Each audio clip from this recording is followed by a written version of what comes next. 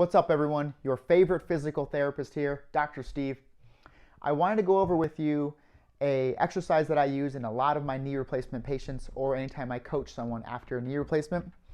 And that is I take them into a door frame and we work on the split squat. So check out my other videos on split squatting if you like in the section below.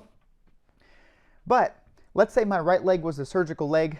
What I oftentimes like to have people do, putting them in the standard split squat position, is work on lowering their body weight and lowering their level along the door frame to get more knee bending, right? In the first couple of weeks, we need to get that knee bending and get it moving. So boom, that allows us to work on getting as much bending as possible. Eventually, we can progress to elevating that leg if we'd like. We can put that front foot up. That's going to allow us to get more depth later on in the rehab process. Boom. Helps us work on getting as much bending as possible. Also, if you want to work on weight bearing through your new knee,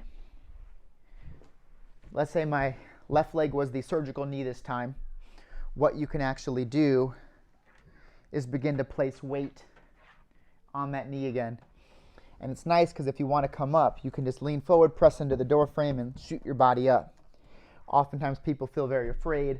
It gives you control over how much weight is going through that knee. So come in here, getting weight through that leg. Again, just a variation of the door frame split squat that I use with almost everybody. It's a great place to work on your range of motion as well as putting weight through that leg after a total knee replacement.